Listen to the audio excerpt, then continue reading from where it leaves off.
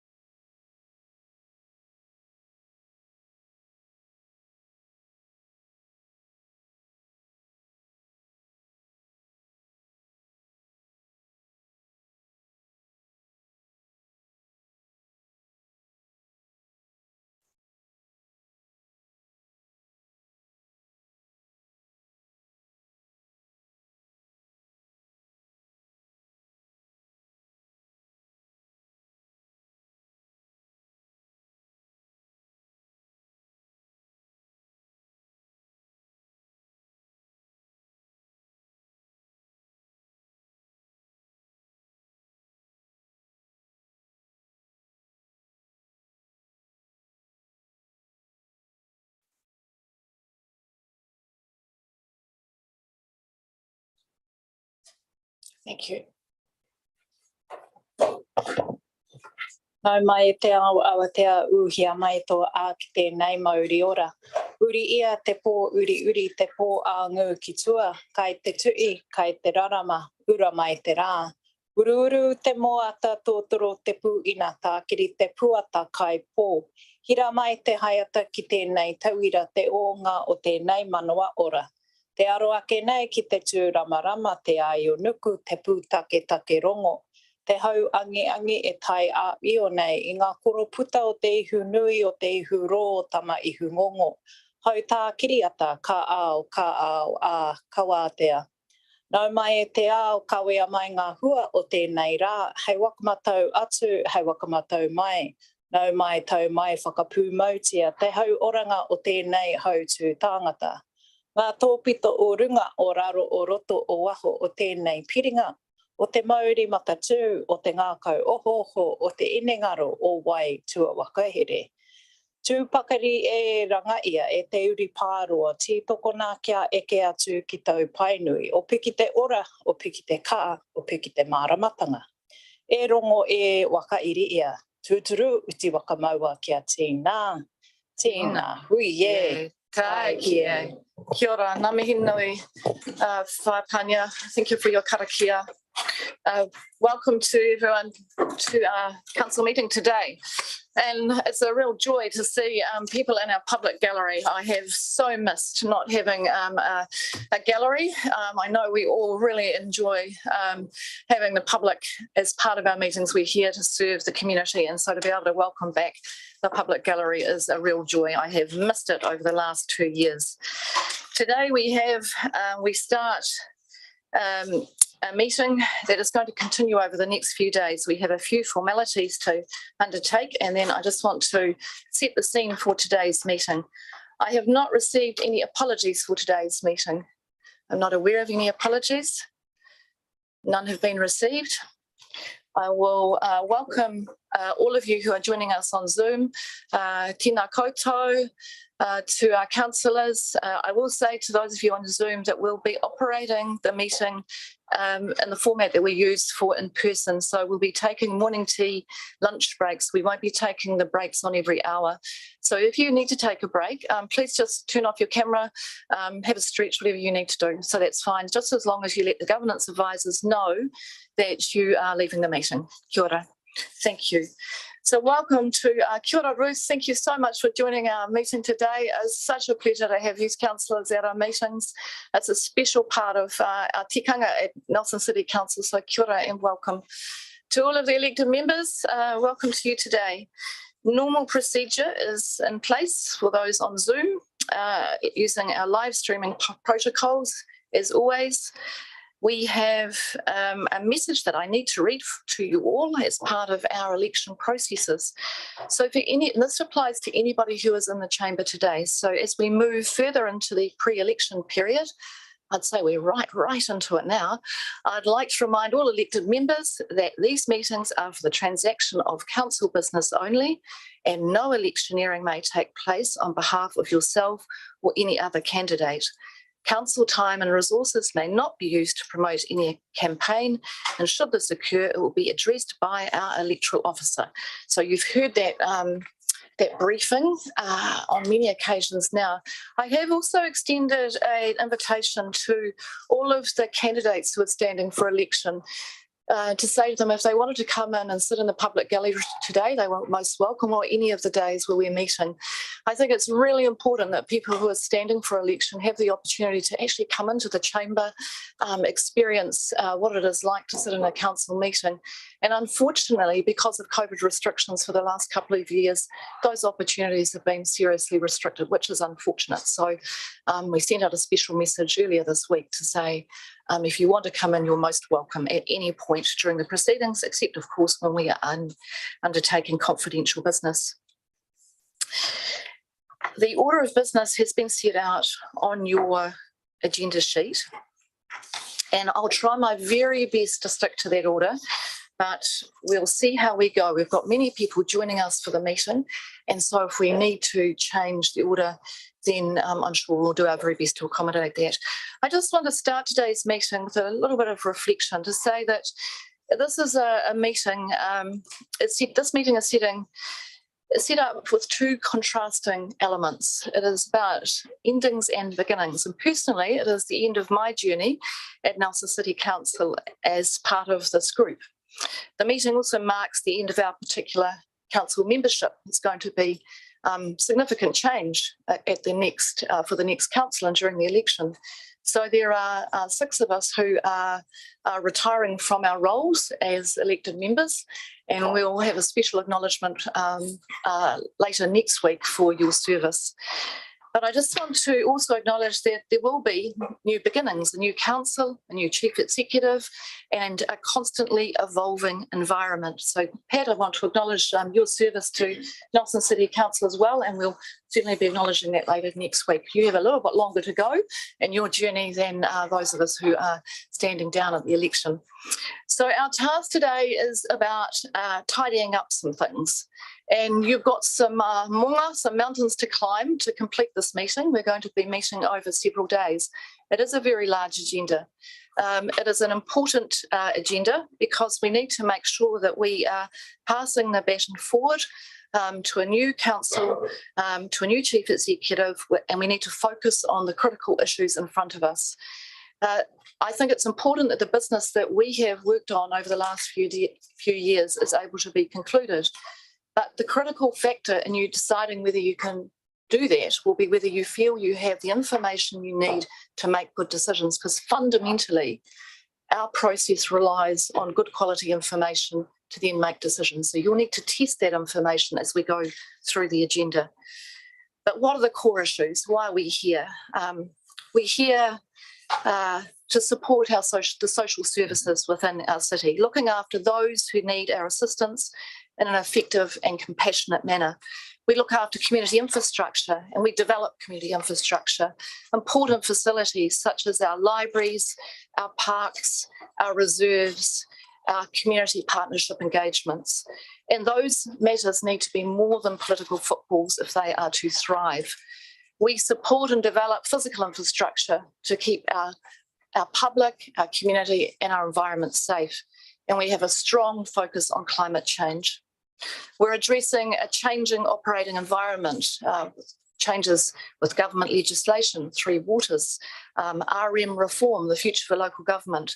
We're strengthening our iwi partnerships, something I think collectively we can be very proud of the work that we've done. There is more to do. There is certainly a lot happening in our sector. We will be reviewing some of the programs and projects that have not gone well as part of this agenda, mostly in the rear view mirror. There will be regrets and there will be promises to do better, and they will probably be the order of the day for some of these items, as they should be. It's important when things don't go well that we take the time to reflect why they didn't and work on doing better in the future. We as an elected group need to know how the council is going to do better in the future with the things that didn't go well. And we're going to be needing to, and the council needs to support the organisation to do better and to monitor those who are trying to achieve that outcome. We need to have a strong commitment in everything we do to transparency. But I want to accept that this is a high stakes game. There's no doubt about it. There is a concept of opportunity cost. And if you devote resources and money to one thing, then by definition, they are not available for other things. And so you have some challenging choices to make as you sit around this table, and you've had to make those decisions over the last 3 years. They're not easy decisions, and I want to recognise how hard you have all worked in making those choices. We have a limited rating base, and we need to be efficient and effective in our spending. And we'll be reflecting on that spend today as we start to think of some of the decisions that need to be made and the opportunities to include other revenue streams to support the activities of council. I want you to really reflect today on who it is we're here to serve. And when you started in your term of council, you came in and you undertook your declaration, and it sits today on the back wall of the council chamber with all of our signatures on it. So remember the declaration that you signed. We are not here, we are not the client base. You as elected members are not the client base. The council staff are not the client base. The client base is the community of Whakatū, the people of Nelson, and that is who you are here to serve and who you're here to work for. So as we face this massive agenda, I want to make sure that we ensure as decision makers we have the information we need to make informed decisions. That does not mean you have every bit of information. In making decisions in local government, you never have every single thing you need on one particular day, but you have to have enough information to make a decision. So there are no absolutes, but there is a concept of best endeavours. The other principle of good governance is collective responsibility. And I really encourage you as we go through this decision-making process that you really apply that principle of collective responsibility to the work that we do. We're guided by legislation. We're a function of statute. And many of the decisions that we make are within the parameters of statute. So please remember that legislation, your duty to your declaration and your duty to collective responsibility. And on that note, I want to say to you, we'll do our best. I'm planning on getting this meeting finished. I don't want to be coming back in the last week of October. I've got a few other things to do. I know some of you are counting down the days, whether that is to the election result or your retirement. I am still counting the list of to-dos, and there's still quite a lot on it, and I need that week to get it as complete as I possibly can. So thank you all. Welcome to Councillor Skinner. Good to have you here as well. We'll get underway with the agenda, and I have first up on the agenda a public forum presentation today, which was to be from Mr. Steve Cross. I think, Steve, we're going to have you first today. I have got someone else that's coming to public forum, but they haven't arrived as yet, so we're happy to have your public forum. Kia ora, Steve, and I hope you're comfortable with first names. For public forum, it always feels the right thing. I know we do a lot of formalities in here for council business, but as a contributor of public opinion for the work that you do. I want to acknowledge that today, Steve. You have been very committed to holding council to account, and that's important that we have members of the public that do that. We won't always agree, but I really value your contribution, and I'll let you lead off about the topic that you wish to speak to today. Thank you. First, I'd like to thank you for making time for me to speak, because I know you've got a very, very full agenda, and I just hope that when you labour all through this, that you've got energy when it comes to the holding company proposal, because I think it's the most important thing you will deal with in this trimester for the second time. And I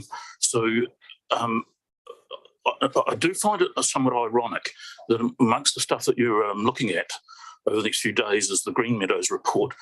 And one of the recommendations that I saw in that, just having a quick whiz through, was that Treasury guidelines, better business cases be followed. If there's ever a proposal that deserves a better business case, it's this one. And I'm minded of ex-Deputy Mayor Paul Matheson when we were reviewing the Waimea Dam and the contribution to that. And he used some very colourful language about a thick porridge that was all crusty, and how that there'd been so many workshops and so much different information presented that this whole thing was, he said, he described it as the worst process he'd ever seen in all his time in local government. And look, I think if he was here, he'd be saying much the same about this proposal. I'm going to talk about some of the, I'm going to dive into the porridge and talk about some of the issues that have come out. So the biggest one, I think, is around this $230 million of uncalled capital, which is, so it's $120 million more than the existing debt. So there's always been this thing about what is this $120 million about? And, it would represent a doubling of the debt within the subsidiary companies. And we've been told by Ms. Harrison at one point that the $230 million facility consisted of $100 million of core debt, $46 million for liquidity and working capital, and the balance was contingency. Then at a workshop on the 2nd of May, the attendees were told that the $120 million, $90 million of it was for port projects, $30 million was for airport projects. And the port projects were a wharf for Crane, SciTech Precinct, and the airport money was for a new fire tender, a new fire station, and stock banking of Jenkins Creek. Pretty specific. At the 12th of July meeting, Mayor, you pulled me up and said, I've got it all wrong, and that actually all the $120 million is for the Nelson Airport runway expansion. In public, the CEO of Nelson Airport has consistently been saying that the runway extension project is 10 to 15 years away, so it shouldn't feature in any 10-year projection. And he repeated that as recently as last week, by the way. Then at the 12th of July meeting, the CEO of Port Nelson, he stated that Port Nelson debt's around $76 million at the moment, and it will be stable until year 6 or 7. When he expected that it would increase by about $50 million due to the SciTech project.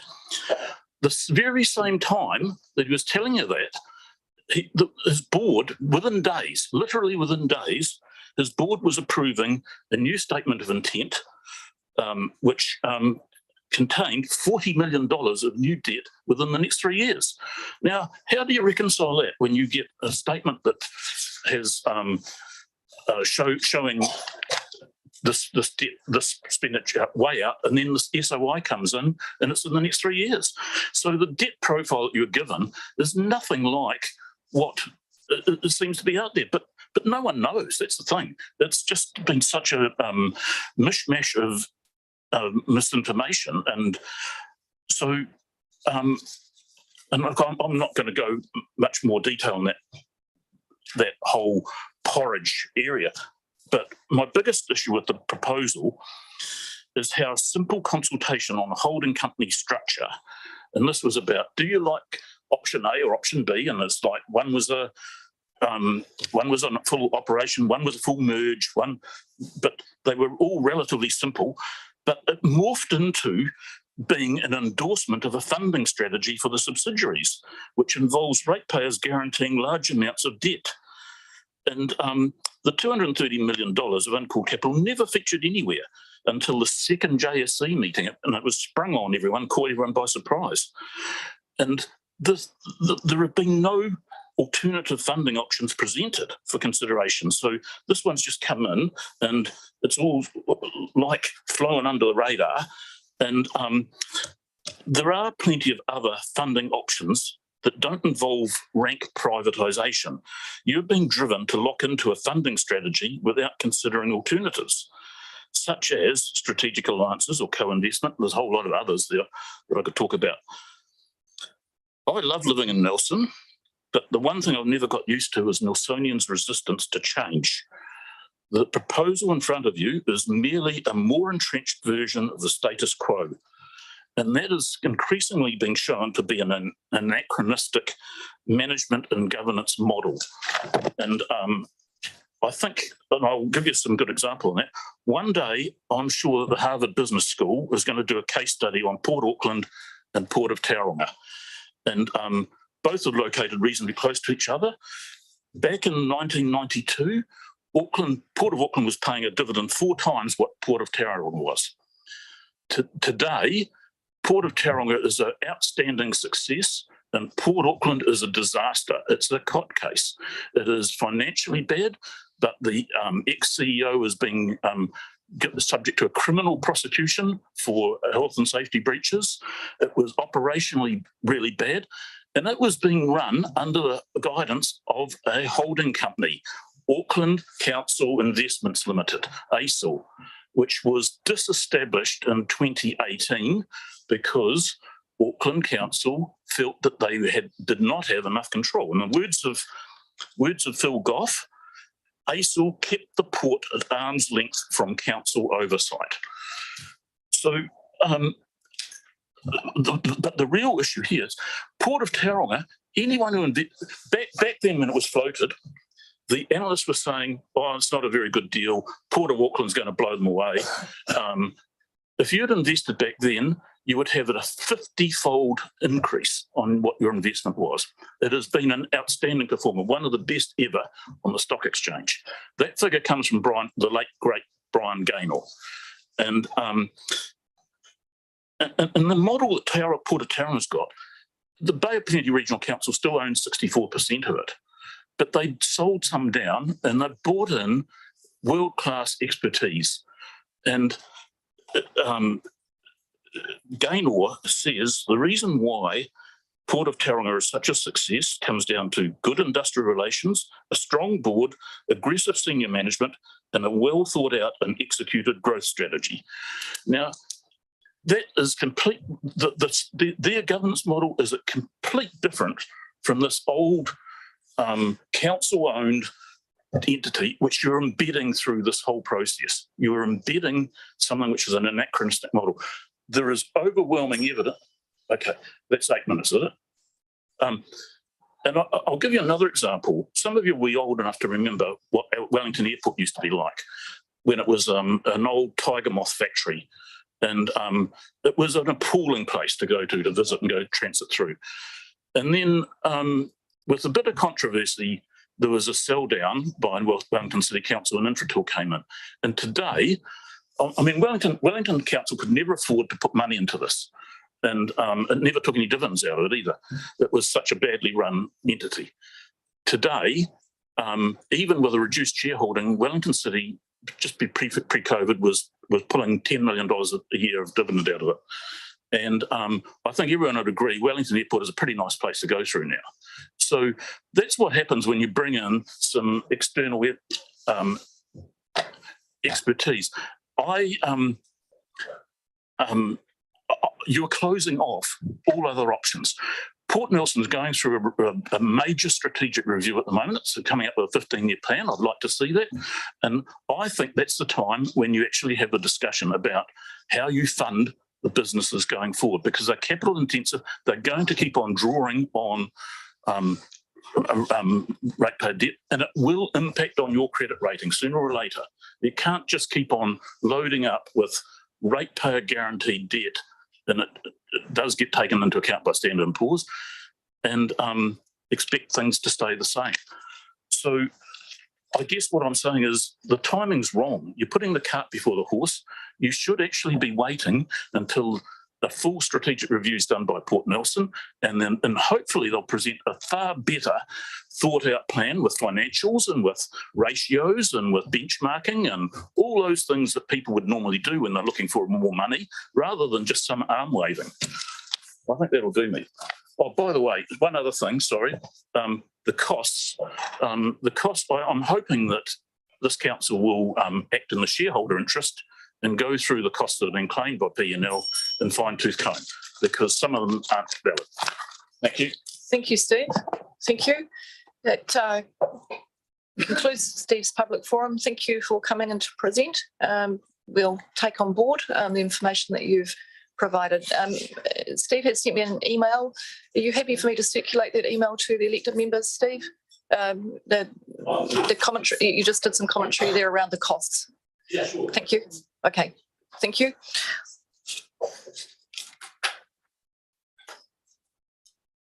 All right, we've got the next public forum, but there's a couple of things on the agenda that I just need to cover off that I forgot about, and that's the interest. So just are there any interests that members have in relation to items on the agenda? Councillor Bowater. Thank you. As previously stated, I do have an interest on one of the items in the confidential agenda, so I'll be leaving the room for that. Thank you very much. Thank you. Now, I do think we have another public forum, which is from Mark Christensen and Craig Potton, the State Cinema, from the State Cinema in relation to the Nelson City Bus Hub. And I'll just check with the governance advisors to see whether I need to take any direction about how we're going to hear that matter. So I'll just be a moment.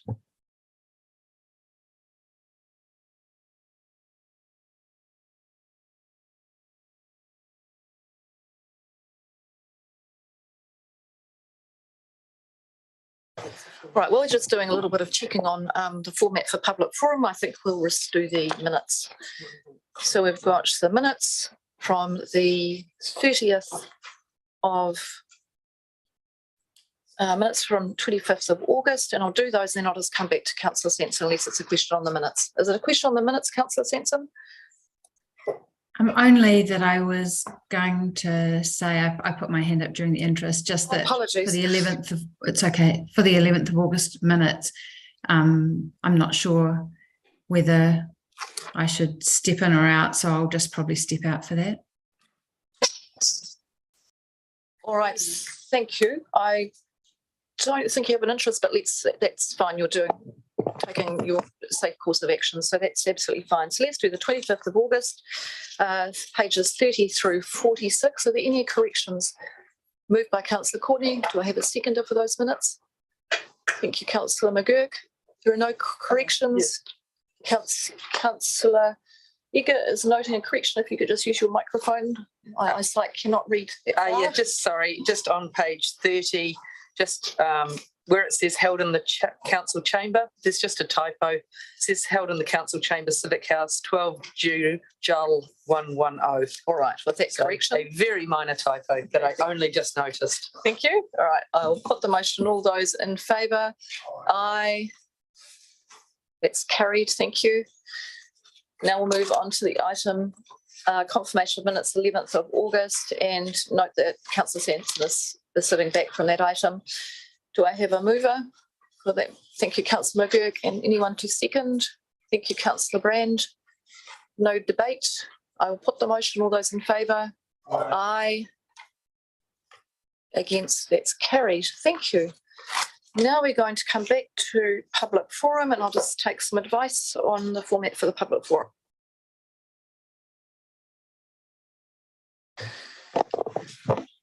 Tēnā koroa, welcome to Mark Christensen and Craig Potton from State Cinema.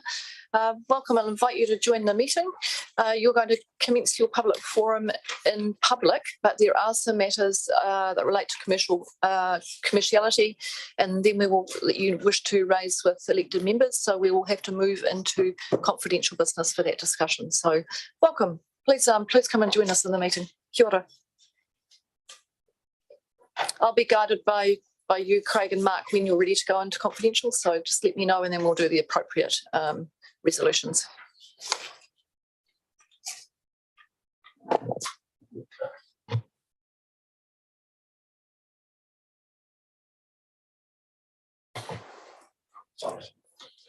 Kia ora, Mayor. Thank you very much for the invitation to come and talk, and councillors.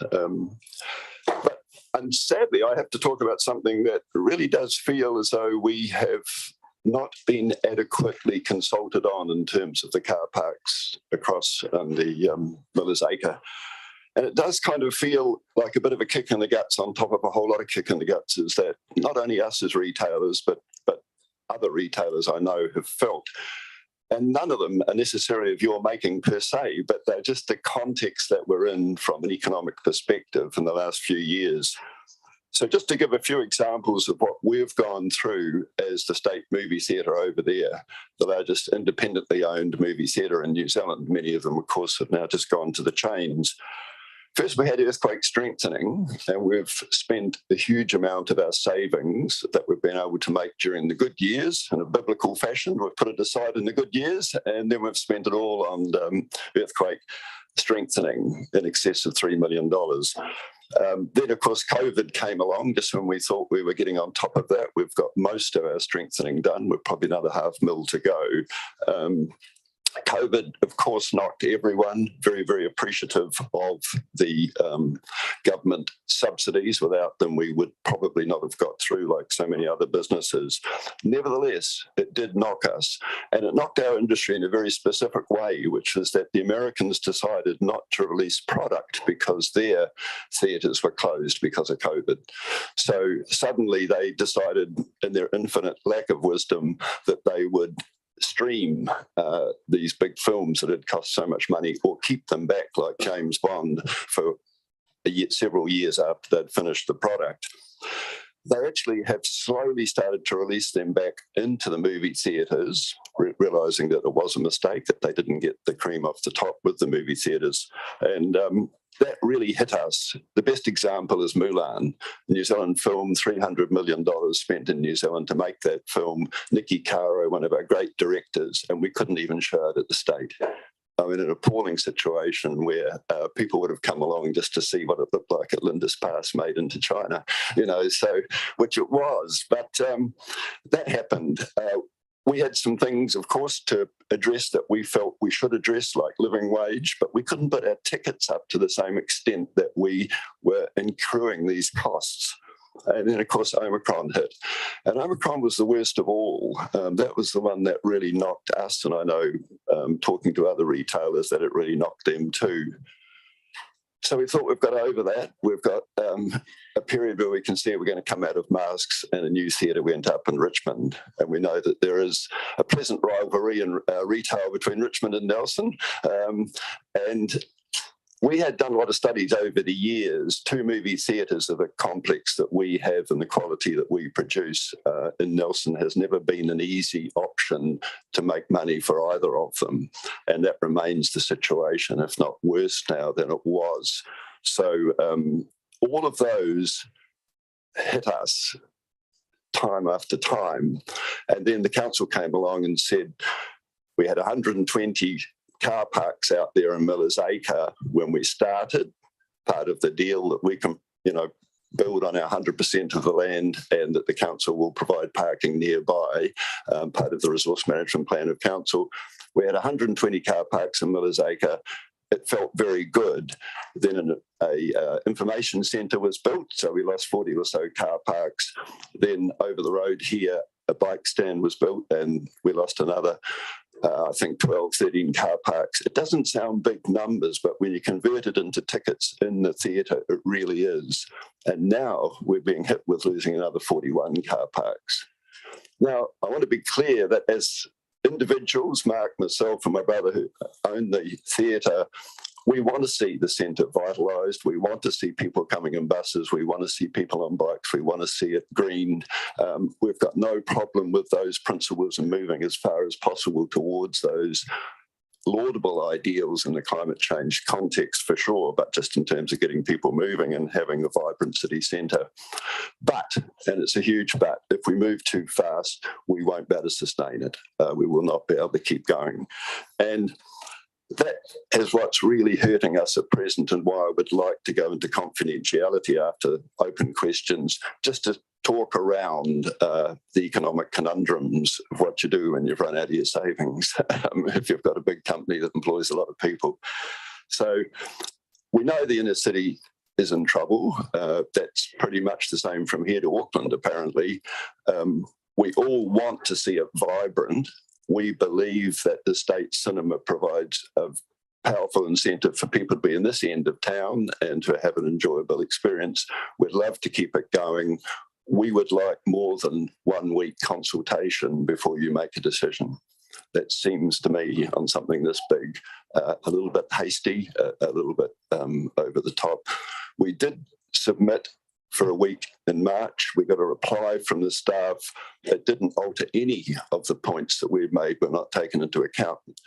We fully understand that council can make the decisions through their offices and the way in which they make them and don't have to take full account, but we didn't feel that we were adequately consulted during that period. Yes, they came back. The decision was pretty much as it was, as if we had not written a submission in the first place. If the council in its wisdom decides that they would like to proceed in this area, we would love to have a high level of consultation in the way in which this project proceeds. And I think that's as much as I'd like to say at this stage. Mark, did you have anything you want to add to that? No, I think it's pretty well covered it. There's no doubt at all we've taken a major hit, and just at the point where we were expecting to start recovering, we had the competition, which incidentally has car parking right outside the front door. I guess in an analogous situation to what's being proposed here would be equivalent to moving the Silky Otter car park to the other side of the NPD station out there. Convenience is the number one thing that determines where people go. Our cinema is a much higher standard of cinema than their one out there. We have the best sound systems in the Southern Hemisphere here. We have more comfortable seats, despite the fact that they're not quite as flash as the one that's out there. But fundamentally, the problem is the market's too small for two big cinemas, and the marginal factors that determine our viability is convenience of access by customers, and in the majority of them come by car.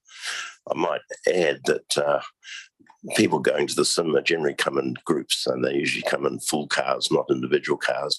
So that's one thing in the favour of our car parking strategy. But yes, this is quite difficult. We're in a period of quiet product at the moment, so we are spending money each week to keep the cinema open. Thank you, Craig. Thank you, Mark. I'll just see if there are any questions at this point. I've got Councillor Courtney and Councillor Laurie. Through you, Mayor Rachel. Thank you, Craig. And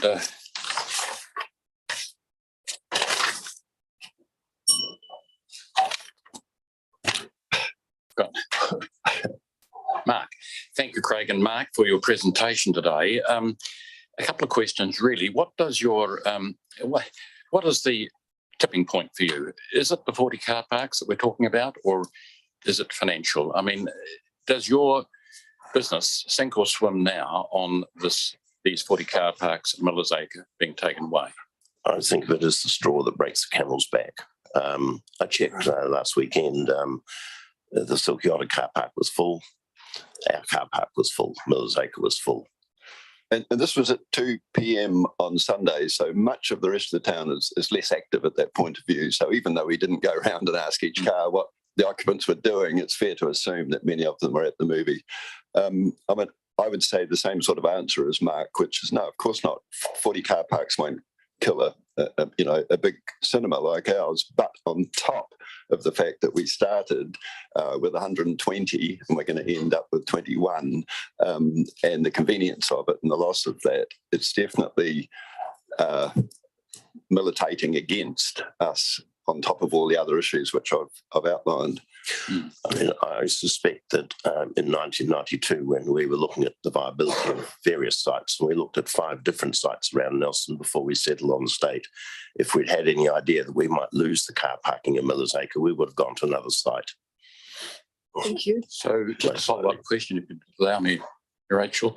So the crux of the matter is that this smart little city of ours, you don't feel, or this region of ours, cannot sustain 2 theatres. Yes, the actual screen ratio in New Zealand is 1 screen for every 10,000 people. We consider the market is the urban catchment, so it's about 65,000, and we've had 9 screens, so we're already well screened.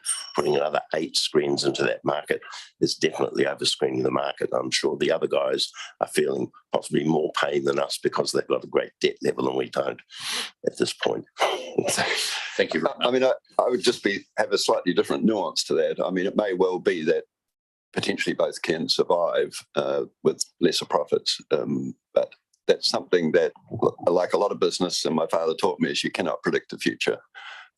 You just go for it for the day and work as you can with the situation that you're dealing with the people and the community that you're dealing with and the sense of place that you're dealing with, and hope for the best and don't go beyond your savings.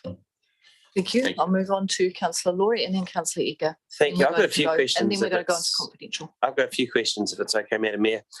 Great to see you guys. This is a very anxiety-inducing issue for me because, as you both know, I love cinema and I've been a massive patron of state cinema over the years. And at the same time, I also feel very strongly that we need to embrace the mode shift. And we have a fantastic new bus service coming to our city next year. So I just want to pick up something you said, Craig, earlier, just a short time ago.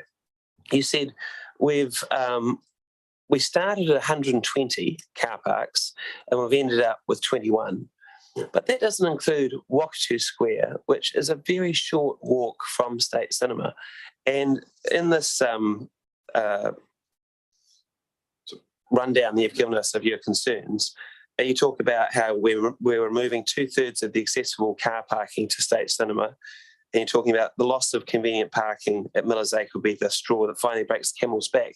But there is a huge car park in Wakatu Square that is a very short walk to your cinema. So explain that to me. Well, first of all, excuse my voice, I'm in recovery mode at the moment. There's an overall reduction of 20% of the car parking in Lower Trafalgar Street if you combine both car parks. The second point is that customers park over the road from the cinema because it's right beside the cinema, whereas this is down the road from the cinema. As I said before, it's an equivalent to moving the Silky Otter car park down on the other side of the NPD station. That's the sort of thing. It's a psychological thing. It's customer driven. Our observation is that cinema customers park at Miller's Acre, Halifax Street and Trafalgar Street. Very few park over here. And yes, in time that can change, but it's not an instant thing. But through the chair, could it change over 18 months? Because we're not talking about doing anything on Miller's Acre for 18 months. Well, granted, that the customers and the people do change their habits slowly. And it's what we're concerned about is right in the immediate future. If you make a sudden change, then we're going to be in trouble. Okay, next question through the chair, if that's okay. In other cities around the world, people take buses into town and go to the movies. Don't you think Nelsonians could do that too? Absolutely, of course they will, and we're hoping they will, and we definitely would support that. And there might even be a case for getting a discount if you're going to the movies, going on the bus, sort of thing. All of that we encourage. All of that we think is a grand idea. So don't get us wrong in what our city planning, but city centres are in trouble too. You'll acknowledge that. It's all barns out in the country now or in the suburbs with their big car parks, mega 10 car park. Would fit several movies on top of it. So don't underestimate the value of near car parks for any type of business, whether it's, mega 10 or whether it's a movie theatre. Yes, habits and patterns can change. And when I'm talking about this to other people, I say, well, if you'd told, the lads in the old days that they couldn't smoke in the pub, the first moment you said that to them, they would kick up Bobsy Die. But 10 years later, they're not smoking in the pub and they're still lads. It's all right. It does take time to sift social change through. What we're asking for is consultation, genuine consultation before you make a final decision on this. one very Thank quick you. last question, It'll need to be please. quick. Yep, it will Question, be. quick answers. So we talked about Silky Otter. Nelson ratepayers provide your car parking. Correct. Right. Do the Tasman ratepayers provide the Silky Otter's car parking? I think you'll find that Silky Otter doesn't pay higher rates in return for that car parking than we do. Thank you. I'll move on to Councillor Eager. And Management plan. So, but they don't. thank you. We're moving on to It's not Councillor Tasman. Eager because I am very tight on time. So we're going to go quick questions. Thank you. So Councillor Laurie's probably asked most of mine, so that's very handy. So you talked about your patrons preferring to park at Wakatū. So do you have, sort of data? Miller's Acre. So I'm one of your very frequent patrons as well, and yes. I park at Wakatū every time. However, I know I parked at Miller's Acre when my children were little. So do you have, sort of any richer data about, what age groups prefer which car parks, or, how people get there, or what age groups come at certain times? Just even from ticket sales, because senior tickets, children, etc. So do you have some of that data that could support some of those discussions we're going to have? We don't have specific data, but we've got plenty of anecdotal data. Obviously, during school holidays, we have a lot of families coming during the day and during the weekends. Outside of the school holidays, a large portion of our daytime audience are older people, many of whom are relatively infirm. We even have people driving their little electric things into the cinema and parking them there. So accessibility for older people is quite important. The other point to make, obviously, is that it's a regional facility, and a lot of people have to travel by car to get in. Okay, so thank you. So if I can perhaps try and summarise some of your key concerns: accessibility, I'm going to add to that possibly safety, genuine consultation, time, time to support any changes. Are they the key ones? Yes. Have I missed? Yeah, okay, lovely, thank you. No, I see Councillor Fulton's got her hand up, so if we could get a very quick question and answer on that one, and then we are going to go into confidential because I need to be finished this item by 10 o'clock at the very latest. Thank you. Thank you, Mayor Rachel, through the chair. Yes, some of my questions have already been asked, but in terms of looking to a solution, I can see Wakatū looks like it might be a longer walk, but it's actually a very short walk if you utilise our alleyways. And I'm wondering if, as part of being solution focused and mitigating for that effect, we could be looking at improving signage to Wakatū and improving the crossing over Trafalgar Street so that people are encouraged to use Wakatū car park over Miller's Acre car park if they're going to the movies. And that might also support the promotion of the cinema. I completely agree that the cinema is a little bit like the Theatre Royal or the School of Music or the Susha. It's a very important part of our city, and it's an important part of our city's identity. So I think it's important we support its vibrancy and its connection to what we're trying to achieve through the spatial plan. I'm just wondering if you've had a conversation with Alan Gray about how we create that mode shift and support your business as well. Well, the short answer is we haven't had a conversation because we haven't been invited to have a conversation. I think those conversations are very, very important. I've tried to get a sign as chairman of the SUTA just to give an example, at the airport, directing people that come in the same way that they do in New Plymouth to the Govett Brewster. I've been trying for 9 years, I believe, to get that signage occurring. So genuine consultation does mean listening, does mean considering the strength of the argument, and then it actually means putting something on paper that we both sign that actually that occurs. Sorry to be stroppy about it, but it does worry me that you can be asked to a meeting. I mean, Alan has not approached us at all. Thank you. Okay, that's useful. Thank you. All right. Thank you. Well, we now there's been a request to go into confidential for the reason that we are section 7(2)(b)(2), of the Local Government Official Information Meetings Act is the clause that we're using. We will be allowing Mark Christensen and Craig Potton to remain as they have information that to provide.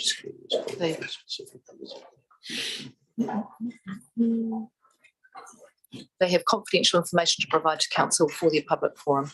So the clauses are up on your screen. Are those on Zoom able to see that as well? You can just give me a little, yes, thanks. Thank you, Councillor Sensen. All right, I shall so move that we go in, seconded by Councillor Egger. I'll put the motion. All those in favour? Aye. Against?